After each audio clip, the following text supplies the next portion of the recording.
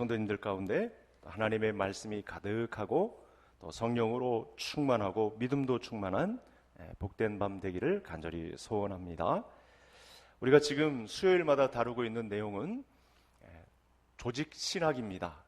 성도님들이 신학의 맛을 보고 있습니다. 제가 이 말씀을 이렇게 종종 수요일이든지 언제고 이렇게 전하는 것은 아마 장로님, 안수집사님, 권사님, 집사님 될 때 이렇게 서약하는 내용 중에 특별히 임직할 때 뭐 웨스트민스터 신앙 교리 또 신조 여기에 대해서 믿습니다 하고 이렇게 서약하는 그 장면이 있죠. 사실은 그 내용에 담긴 교리를 공부하는 것입니다. 그때는 잘 몰랐지만 하나씩 짚어가게 되다 보면 웨스트민스터 신앙 고백이 우리에게 주시는 말씀이 무언가, 이제 그 내용이 이제 사도신경에도 있겠고요. 도르트문트 신조, 그다음에 하이델베르크 신앙, 여기에 다 같이 농축되어 있고 겹쳐져 있는 말씀들이 있는데 이런 내용들을 주제로 나누어서 살펴보게 됩니다.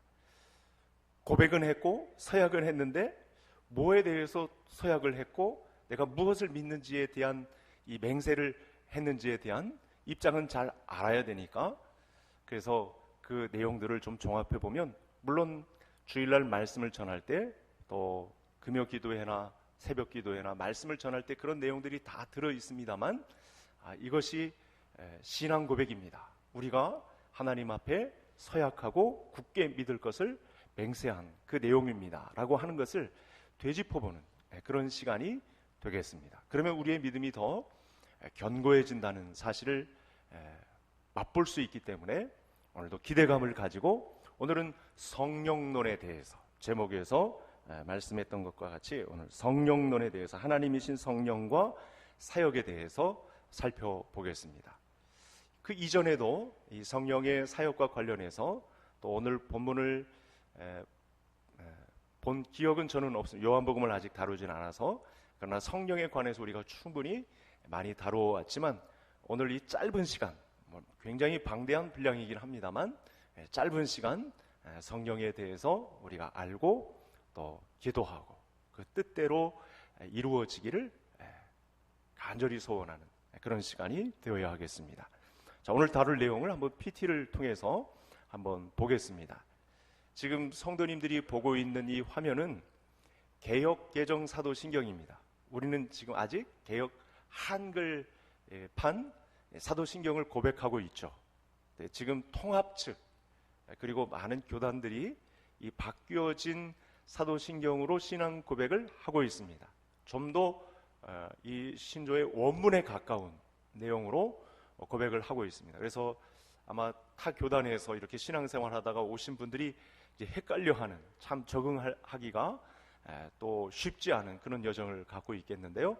아마 우리 교단도 이 개역 개정판으로 앞으로 바꾸어지지 않을까 그렇게 생각을 하는데, 우리가 지금 살펴보고 있는 모든 교리의 내용은 사도신경 신앙 고백 안에 다 들어가 있다라고 해도 과언이 아닙니다. 그동안 예수님에 관한 내용이 굉장히 많았습니다. 왜냐하면 분량이 압도적이거든요. 지금 밑에서 두 번째 내용을 보시면 나는 성령을 믿으며 거룩한 공교회와, 이제 언젠가는 교회에 대해서 또 살펴보겠죠. 이제 주일 오후에는 건강한 교회에 대해서, 교회론에 대해서도 살펴보고 있으니까 이 문제에 대해서는 언젠가 또 살펴보겠지만 참 많이 살펴보고 있는 문제가 되겠습니다. 그래서 이 개역개정 사도신경은 나는 성령을 믿습니다 이렇게 고백하고 있다는 사실입니다. 저와 성도님들로 성령을 그대로 믿는 줄 믿습니다. 자, 오늘날 많은 사람들이 성령에 대해서 많은 말들을 하는데 사실은 많은 사람들이 오고 가는 말 속에는요, 성경이 말하는 성령이 아니라 사실은 그 어떤 분위기가 주도를 하고 있냐면 사람이 말하는 성령에 의해서 주도되는 분위기가 있습니다. 그러니까 예를 들면 저와 성도님들이 순복음 신자들을 만나면 성령에 관해서 그들에게 압도되는 분위기가 있을 수 있습니다. 그러니까 나는 저 사람들만큼 성령에 관해서 얼마나 확신 있게 주장하며 확신 있게 저들과 맞설 수 있는가? 이렇게 되면 우리는 좀 움츠려드는, 그래서 그런 분위기조차 많은 사람들이 이 사람 중심의 성령을, 경험된 성령을 이야기하지 성경에서 말하는 성령에 관해서는 사실 좀 덜하다, 이렇게 판단하시면 정확하겠습니다. 우리도 성경이 말하는 성령에 우리가 익숙해야 되는데, 우리가 그동안 들었던 사람들의 경험에서 오고 갔던 소문, 이런 것에 의해서 왜곡된 성령론을 갖고 있을 위험이 높다는 사실이죠. 이런 문제가 있습니다. 그래서 우리가 또 성령에 대해서 오늘 짧은 시간이지만 이 부분에 대해서 살펴보아야 합니다. 첫 번째로 다루어야 할 것은, 이제 화면을 하나 더 넘겨줘 보시죠. 성령님은 누구시죠? 하나님이시라는 것입니다. 성령님은 하나님이십니다. 성령님이 하나님이시다라는 말은 성령님을 비인격적인 사물, 물체, 그런 존재 가치가 없는 그런 비인격적인 존재로 인식해서는 안 된다라는 말씀이 바로 성령님은 하나님이시다. 어떤 힘, 어떤 의식이 없는 능력, 그 비인격적인 존재, 이런 부분에 관해서 성령을 오해할 수 있는 분위기가 있기 때문에 성령님은 하나님이시다. 그래서 성령님은 이 성도가 믿음을 가질 때 임하시는 분이기 때문에 굉장한 위치를 차지합니다. 벌써 이따가 자세히 더 살펴볼 텐데, 저와 성도님들에게 믿음을 불러일으키시는 하나님이십니다. 그렇기 때문에 성도들 속에 내주하고 계시죠. 저와 성도님들의 그 믿음을 지키기 위해서, 믿음의 영향을 주기 위해서, 그 은혜에 의한 믿음을 보존하기 위해서, 교통하기 위해서, 우리를 돕기 위해서, 위로하기 위해서 성령님은 저와 성도님들에게 내주하고 계시는 하나님이시다. 이 믿음을 가지셔야 되겠습니다. 그렇기 때문에 여러분, 성경이 말하고 있는 성령은 비인격적인 물체, 물건이 아니다. 비인격적인 존재가 절대 아니다.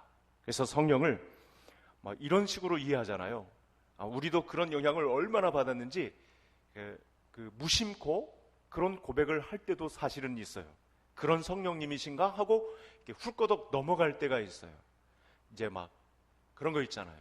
뜨거운 기운, 이런 거, 성령을 뜨거운 기운을 조장하시는 분으로 이렇게만 이해해가지고 내려주셔서 어떤 목사님은 불 받아라 이렇게 하고 이런 식으로 성령을 오해케 하는 그런 문제들이 있다는 사실입니다. 그래서 인격적인 하나님으로 성령님을 이해하기보다는 어떤 그 능력을 행사하는 물체, 또 비인격적인 존재로 뭔가 떨어지게 만드는 그런 존재로 성령님을 오해하는, 사람의 경험에 의한 것으로 성경적이지 않은 성령을 조장하는 분위기가 있다라고 하는 말씀을 드립니다. 그래서 성경이 말하는 성령님은 비인격적인 물건이 절대 아니다. 이 문제를 뒷받침하는 성경 구절들이 굉장히 많은데, 우선 고린도전서 2장 10절, 우리 말씀을 그대로 읽을 때 이 말씀에서 역사하는 힘이 있는 줄 알고 우리 다 같이 함께 읽겠습니다. 오직 하나님이 성령으로 이것을 우리에게 보이셨으니 성령은 모든 것 곧 하나님의 깊은 것까지도 통달하시느니라. 하나님이시니까 성부 하나님, 성자 예수님이 같이 공용하시는 지식, 하늘의 놀라운 은혜, 그 하늘의 복, 이런 모든 것들을 다 통달하고 꿰고 계시는 하나님으로 지금 고린도전서 사도 바울이 우리에게 소개를 해주고 있습니다. 그래서 성령님이 이 고린도전서 2장 10절은 하나님과 동일하다, 하나님과 동일한 하나님으로 위치해 계신다라고 하는 사실을 우리가 동시에 배울 수 있습니다. 하나님과 통달하시니까요, 하나님과 나누시니까요, 그 능력에 관한 지식을 공용하시니까 하나님과 동등하다, 이렇게 우리가 생각해 볼 수 있겠습니다. 또 하나의 사례를 살펴보겠습니다. 사도행전 5장에 제가 지금 말씀드린 내용을 잘 살펴보시면 아나니아와 삽비라가 등장을 합니다. 이게 재산 바치겠다고 하고 이제 속인 문제가 등장하지 않습니까? 그 거짓을 행하는 장면이 나오는데, 한번 비교해 보시죠. 3절과 4절을 잘 보시면 내가 성령을 속이고 땅값 얼마를 감추느냐 이렇게 전반부에 말씀을 했는데 끝에는 하나님께 거짓말한 것이다.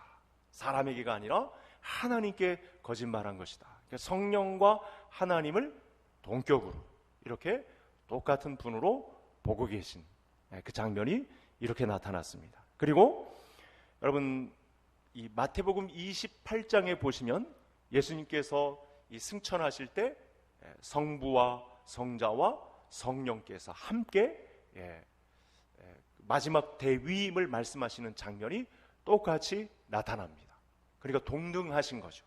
그 하나님 나라의 지혜를 알려주시는 마지막 그 순간에도 하나님과 함께 하시는 성령님을 우리가 볼 수 있고요. 또 하나 좀 넘겨보실까요?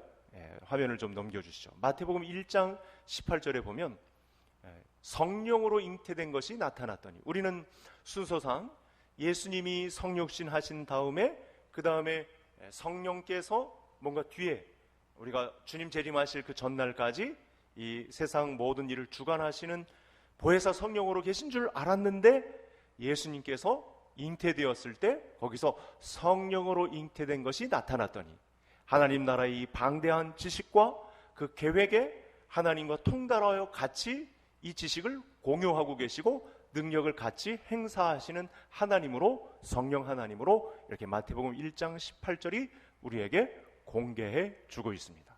여기서도 하나님이시니까 시 공간을 초월하여 계신 거죠. 예수님께서 오늘 말씀을 통해서 성령을 또 다른 보혜사를 보내주시겠다고 해서 오신 분이 아니고, 사실은 구약에도 창세기에도 성신으로, 성령으로 그때도 계셨고, 공간과 시간을 초월해서 하나님의 지혜와 지식을 통달하시고 우리 인생에 관여하여 주셔서 위로하시고 성도의 교제에 관여하신 하나님이 성령 하나님이다, 이렇게 우리에게 말씀해 주고 있는 것입니다. 또 히브리서 9장 14절이 뭐라고 말씀하시냐면, 그리스도께서 영원하신 성령으로 말미암아 자신의 피를 하나님께 드리셨다. 그리스도께서 성령으로 말미암아, 예수님의 이 십자가 피 흘림에 성령께서 또 관여하셔서 그 놀라운 구원 계획을 참여하시고 도우시고 함께 하셔서 이렇게 합력해서 우리에게 놀라운 구원의 역사를 이루신 분이시다. 그분은 이 성자 예수님과도 그 사역과 능력과 행하심에 통달하시고 같이 관여하신 분으로 이렇게 소개하고 계시다는 사실입니다. 그래서 우리가 다시 한번 정리해야 될 것이 있죠. 그런 비인격적인, 막 불이 떨어져서 바다야 뭐가 충만하고 뜨거워지고 하는 그런 사물에 의해서 그런 비인격적인 그런 감성이 충만한 가운데 감정을 움직여서 뭔가 받는 그런 비인격적인 존재가 아니고, 하나님과 성부 하나님과 성자 예수님과 같이 그 나라의 계획, 구원 계획에 다 통달하셔서 함께 이 모든 일을 인격적으로 진행하시는 분이 성령 하나님이시다 라는 말씀을 지금 우리가 성령님에 관한 지식을 통해서 나누고 있습니다.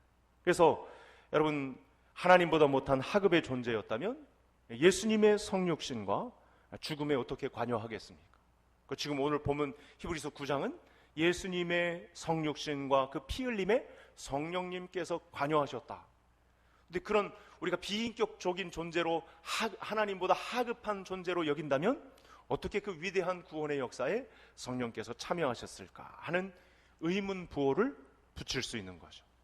그러니까 성령 하나님은 하나님이시다라는 사실을 믿음으로 받아들여야 되겠습니다. 성령님이 하나님이시다라는 말은 성령님과 하나님이 동등한 지위를 가지셨다라는 말씀으로 받아들이시면 되겠습니다. 이 문제와 관련해서도 여러 가지를 좀 살펴봐야 되는데요, 나중에 좀 살펴보고 우리의 성령 하나님에 관한 지식은 이 부분만 하겠습니다. 그 다음에 제가 동등하다라고 말은 했지만 성경에서는 성령 하나님이 다양하게 소개되고 있습니다. 그래서 이 다양하게 소개되고 있는 부분을 이 신학자들이 어떻게 정리를 했냐면, 화면을 통해서 한번 만나보겠습니다. 다음 화면. 이걸 뭐라고 그러냐면 위격적 지위가 있다. 이게 뭐 하급한 존재, 상등한 존재, 계급적 존재를 이야기하는 것이 아니고 성령님이 지휘하시는 위격이 있다.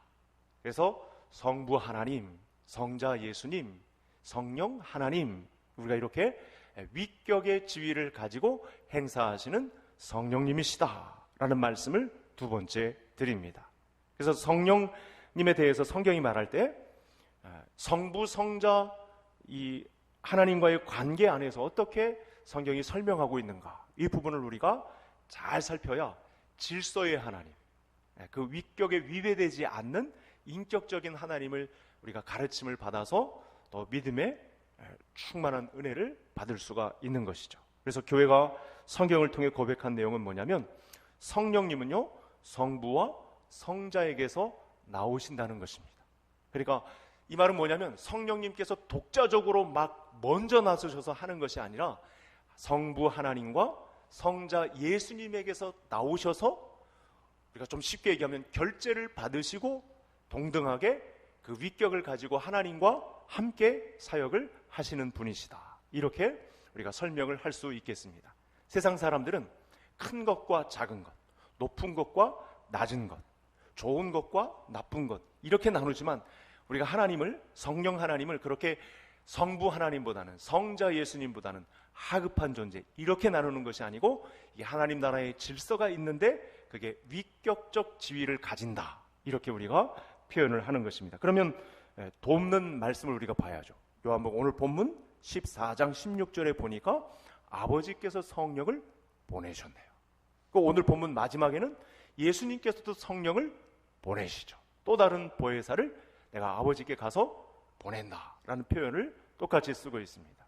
그리고 그가, 여기서 그는 성령 하나님을 가리킵니다. 예수님께서 영계에 관련된 모든 것을 다 통달하고 계시기 때문에 성령께서 내 것을 가지고 너희에게 알리겠다라고 하시는, 이 주님 재림하시기 직전까지, 그리고 예수님이 이 지상 구원 사역을 마친 이후에 남은 기간 가운데 성령님께서 우리 성도들과 어떤 사역을 하실 것인지에 대한 이 부분은 이제 조금 이따 다루겠는데, 이 부분을 위격적 지위를 가지고 행사하시는데 성령 하나님은 성부 하나님과 성자 예수님에게로부터 나오신다 라고 하는 하나님 나라의 질서를 말씀하고 있는 것입니다. 또 우리가 읽었던 이 16절, 26절에 보면 또 다른 보혜사라고 부르는 것을 볼 수 있습니다. 그러니까 여러분, 성령님은요 예수님이 하시는 범주에서 벗어나지 않는 분이에요. 그러니까 우리가 보혜사라고 하면 성령님만 가진 독특한 사역으로만 알고 있는데 사실은 보혜사와 관련된 일을 예수님이 하신 거고, 또 다른 보혜사의 위격을 가지고 성령님께서 행사하셨다. 그리고 이렇게 구분이 되는 거죠. 그 지위가 나누어지는 거죠. 그리고 예수님은 성령님을 가리켜서 17장 14절에 내 것을 가지고 너희에게 알리겠다. 그래서 이 말씀을 다 종합해 볼 때 우리 성령님은 성부 하나님과 성자 예수님 다음에 위치하시는 분이다. 이게 계급적으로 나누어서 좋다 나쁘다를 평가하는 게 아니고, 이 하나님 나라의 질서상 성부 하나님에게서 나오시고 성자 예수님에게서 나오시는 위치를 가지고 하나님 나라 확장에 하나님으로서 존재하신다. 그 인격적 존재를 나타내신다. 이렇게 우리가 말씀을 살펴보면 되겠습니다. 그래서 성령 하나님을 제3위라고 합니다. 제2위는 우리 예수님이 되시겠고요, 제1위는 성부 하나님이 되시는 거죠. 그러니까 이거는 계급적인 나눔이 아니다, 뭐 순차적인 것도 아니다.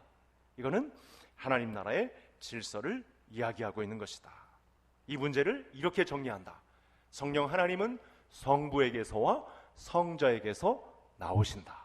성부 하나님과 성자 예수님의 결제가 아니고서는 절대로 움직이시지 않는다. 그래서 성부 하나님과 성자 예수님과 동역하심으로 그 위격적 지위를 가지고 존재하신다. 이렇게 성령님에 관한 지식을 우리가 정리하겠습니다. 그리고 이제 마지막으로 이제 성령님께서 하시는 일을 살펴보겠습니다. 다음 화면을 한번 보시겠습니다. 성령님은 여러 가지 일을 하십니다. 그래서 성령 하나님의 일은 하나님께로부터 나오고 예수님에게서부터 나오기 때문에 여러분 구약 성경과 신약에 보시면 성부 하나님께서 또 신약에서 예수님께서 관여하신 일들 가운데 보면 성령님께서 반드시 개입하십니다. 그 다양한 무수한 계획들 가운데 성령님도 아주 치밀하게 관여하시는 그런 모습을 발견하게 됩니다. 그러니까 성령님은 안 계신 곳이 없습니다. 왜냐하면 그 사람이 참된 믿음을 가질 수 있도록 내주하시는 분이시기 때문에 성령님은 우리가 인류가 시작된 이후로부터 주님 오실 그날까지 그리고 그 이후로까지 관여하시지 않는 곳이 없을 정도입니다. 그래서 우리가 이 참된 믿음이라고 하는 것, 성도들에게 참된 믿음을 주시는데 이 일에 성령 하나님께서 단연 우리와 함께 하셔서 믿음을 참되게 가지게 하는 것에 깊은 사역을 감당하고 계신다. 여러 가지 사역이 있는데 모든 내용들을 다 보면 예수님께서도 자꾸 사람을 상대하시고 병자들을 만나고 이 사건들을 만날 때 보면 믿음을 찾으시죠. 참된 믿음을 찾는데 이 참된 믿음에 관여하셔서 가장 효과적으로 그리고 알차게 완벽하게 우리에게 믿음을 안겨주시는 분은 성령 하나님의 일하십니다. 이렇게 볼 수 있겠습니다. 그래서 성령님은 당연히 우리 신자들 가운데 믿음을 불러일으킵니다. 우리가 처음 믿음을 가질 때 당연히 믿음을 가지고 우리에게 불러일으키고요. 우리가 좀 믿음이 쇠잔해질 때, 이렇게 굴곡을 만날 때, 위기가 올 때, 신앙에 어려움이 찾아올 때, 그때 다시 믿음을 불러일으키는 분도 성령 하나님이 되시겠습니다. 자, 그러면 이제 성령님과 관련된 믿음에 관해서 조금 더 살펴보겠습니다. 믿음이 무엇입니까? 저는 전체적으로 에베소서 2장 8절을 통해서 은혜에 의한 믿음, 이게 타의에 의해서 그야말로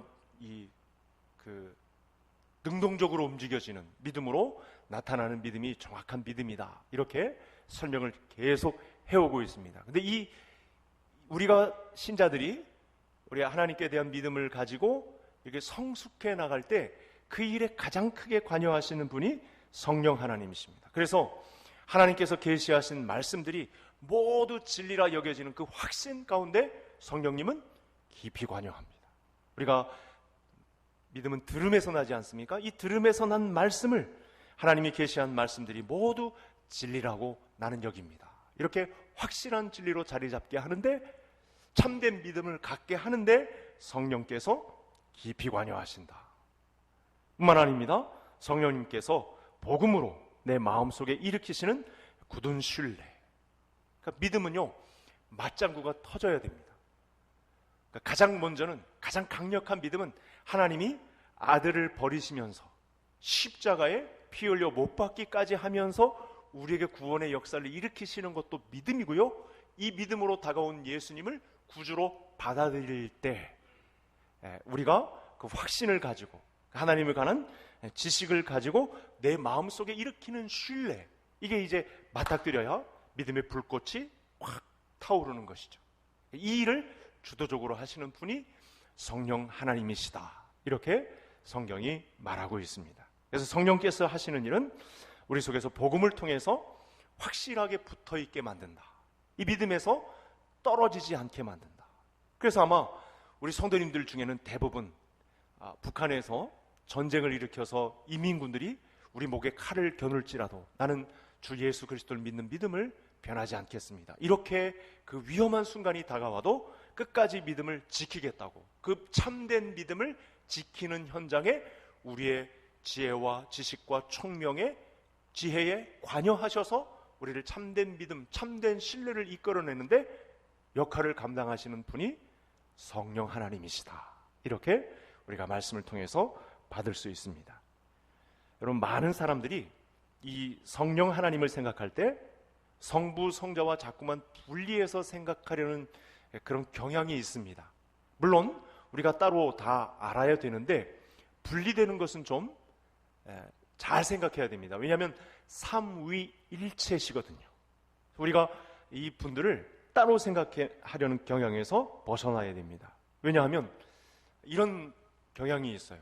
왜냐하면 은사주의자들이요, 은사를 내세우는 사람들을 보면 이 성부 하나님이나 성자 예수님은 전혀 고려하지 않고 언제든지 매 순간마다 성령 하나님만 찾는 경향이 있어요. 이게 무슨 설명인지 아시겠죠? 그렇죠?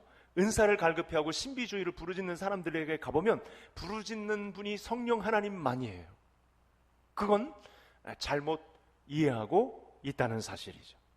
그 은사 집회 같은 데서 성부 하나님 없이 성자 예수님에 관한 진리에, 복음에 전혀 관계없이 직통으로 성령님께 난 나아간다, 이러면 무시무시해집니다.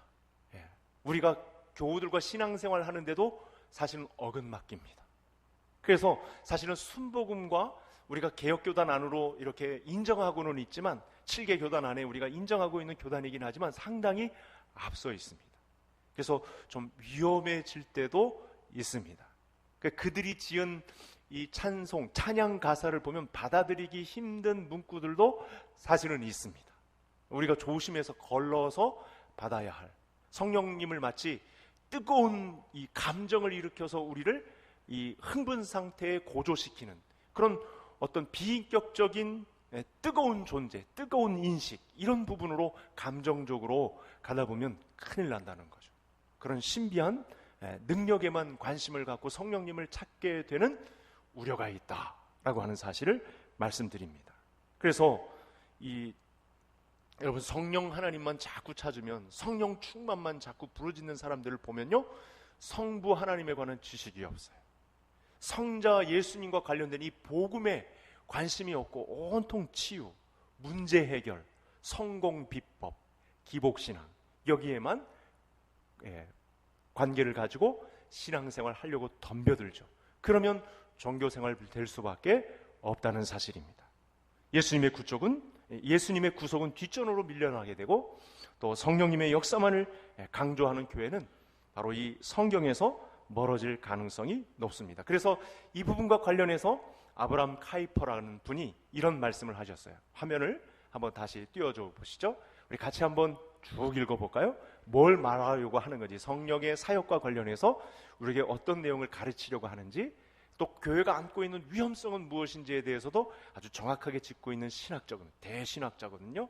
같이 한번 읽겠습니다. 성령의 역사를 예수님의 역사로부터 분리시키게 되면 예수님의 구속사역은 뒷전으로 밀려나게 되며, 성령의 역사만을 강조하면 그리스도와 교회와 성경으로부터 독립하는 데 기울어진다.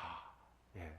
여러분, 실제로요, 이 순복음 교회들 한번 이렇게 가보시면 사실은 같이 어울릴 수 없는 듯한 분위기가 있어요.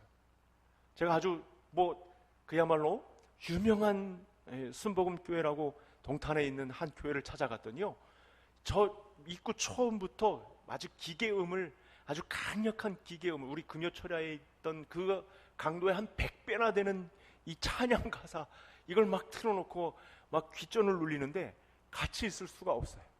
그냥 사람들이 그냥 여기저기서 막 손들고 막 성령님을 부르짖고 하는데 이렇게 치우친 거죠. 성령님의 사역을 단순히 뭔가 감정적으로 휘둘리는데, 그 신비한 능력을 받는데, 뭔가 기적적인 영향력만 나타나는데 성령을 충만을 걸고 넘어지면 성령을 바로 이해한 것은 아니다라고 이 대신학자가 이렇게 책에서 막아선 것입니다. 그래서 이 부분에 관해서 다시 한번 생각해 봐야 되는데요, 여러분, 어떤 집회에 가보면요, 그리스도가 없어요. 성부 하나님도 잘 보이지 않습니다. 예수 그리스도께서 이루신 십자가와 부활은 감춰지고요, 오로지 고침받기 위해서. 그러니까 이런 사람들의 특징이 뭐냐면 교회도 없어요. 제가 교회가 없다는 말을 어떻게 설명할 수 있냐면, 성령의 신비한 능력만 강조하다 보니까요, 생활이 기도원에만 가 있어요. 집안이 기도원이에요. 자기가 또 따로 특별히 마련해놓은 기도 처소가 있대요. 정상적인 교회 생활이 불가능합니다. 교회론도 약합니다. 건강하지 못한 교회론을 가지고 다른 사람들까지 물들여요. 제일 혹할 수 있는 부분이거든요. 이단에 빠질 수 있는 아주 찬스가 되거든요. 그러니까 우리가 건강한 신앙을 가져야 되는 이유가 바로 여기에 있습니다. 예수 그리스도의 하나님 안에서 주신 이 구속의 진리, 십자가와 부활은 온데간데 없고 오로지 고침받기 위해서, 병 고침받기 위해서, 세상에서 잘 되기 위해서, 오랫동안 고민하던 문제 풀기 위해서, 관계의 어려움을 막 해결하기 위해서, 이런 식으로만 성령님을 찾는 경향이 있다는 사실입니다. 성자 없이, 성부 없이 성령을 강조한 결과가 이렇게 무섭다는 것입니다. 너무나 저와 성도님들 가까이에 있어요. 우리가 조심하고 경계해야 될 신앙이 되겠습니다. 그래서 우리가 흔히 이 성령님에 대해서 생각할 때 이론적으로 그리스도와 관련이 있다는 사실을 알면서도 사실은 실제적으로 이 문제를 예수님과 관련해서 생각하지 못하는, 예수님께로부터 보내어진 보혜사 성령님이라는 문제에 관해서 잊고 이 독립적인 능력을 행사하는 분으로만 그분께 집착하게 되면 경건한 신앙, 우리 하나님께서 균형 잡힌 신앙을 우리에게 주시기가 힘들다라고 하는 사실입니다. 그래서 성도님들도 한번 잘 생각을 해보시기 바랍니다. 내가 어떤 일을 결정하거나 어떤 문제를 이 신앙적 통찰을 가지고 해결해 나갈 때 혹시 성령님께서 내게 확실한 판단을 주실 거야. 우리 오로지 성령님만이 이 약한 마음을 이길 수 있는 힘을 내 안에 주실 거야. 이렇게 구하면, 이렇게 작정하고 들어가면 곤란합니다. 그래서 하나님의 말씀, 진리 앞에 서는 것이 중요하고요. 되도록 진리의 복음 안에서 성령님이 우리에게 어떻게 우리의 문제를 풀어가시는가에 집중해야 정확한 해답을, 우리 인생의 해답을 얻을 수가 있다는 사실입니다. 성령님만 찾아가시고는, 그 능력과 감정에 휘둘리는 그 상태만 가지고서는 절대 해답을 얻을 수 없다는 사실입니다. 자, 우리는 모든 면에서 그리스도를 앞세워야 합니다. 우리 하나님께서 그렇게 하셨기 때문에 여러분, 티끌같이 아주 작은 부분에서도 예수님께서 전면에 나서시도록 해야 합니다. 되도록 예수님의 십자가가, 예수님의 부활이, 예수님의 복음이 우리 앞을 가게 해야 합니다. 그것이 정답입니다. 가만 생각해보면 종이 한 장 차이인 것 같은데 교단마다 또 자신들이 믿기 좋은 생각들마다 그 자기 생각이 가득 차서 이 성령의 충만만을, 성령의 능력만을, 성령이 조장하시는 감정만을 이렇게 집중하고 있는 기형적인 그런 신앙도 있다는 사실을 말씀드립니다. 여러분, 성령께서는 우리에게 참된 믿음을 갖게 하는데 역사하시는 분이십니다. 그래서 성부 하나님과 성자 예수님과 같은 동격으로, 위격으로 위치하셔서 우리의 믿음을, 참된 믿음을 갖도록 도우시고 위로하시고 평안을 주시는 성령 하나님이십니다. 이렇게 오늘 시간은 말씀을 맺으려고 합니다. 그래서 성령의 사역에 참된 믿음을 말할 때 절대 복음과 그리스도를 빼면 안 된다. 우리가 성령께서 이렇게 말씀 안에서 주관하시는 것을 통해서 나를 위로하시고 그 그리스도의 날에 그 자리에 이르도록 예수 그리스도께로부터 나셔서 또 다른 보혜사로 우리를 그 영원한 나라에 안착하게 하실 그 성령 하나님, 또 삼위일체 되셔서 성부 하나님과 성자 예수님과 공조하시는, 그래서 우리에게 참된 믿음을 허락하셔서 하나님께 그 일, 사역을 마감하시는 그 성령 하나님의 혜택을 다 받아 누리는 저와 모든 성도님들이 되시기를 주의 이름으로 축복합니다. 하나님 아버지, 감사합니다. 짧은 시간 우리 성령론에 대해서 살펴보았습니다. 하나님의 말씀을 중심으로 우리 성부 하나님과 예수님과 어떤 연관성이 있는지, 또 자기 마음을 움직이시는 성령님에 관해서 나는 어떻게 균형 잡힌 믿음을 갖고 있는지 살펴보았습니다. 우리에게 참된 믿음을 통해 역사하시는 성령 하나님, 우리에게 복음을 가지고 성부 하나님의 마음을 가지고 내 마음을 움직이시는 성령의 역사에 우리의 모든 삶을 내어드리는 은혜가 있게 해 주시옵소서. 이렇게 말씀 안에서 주관하시는 것을 통해 나를 위로하시고 갈 길을 지도하시며 영원히 나와 함께 하시는 보혜사 성령 하나님을 고백하며 하나님의 위대한 때를 지나는 우리 믿음의 모든 식구들이 다 되게 해 주옵소서. 예수님의 이름으로 기도하옵나이다. 아멘.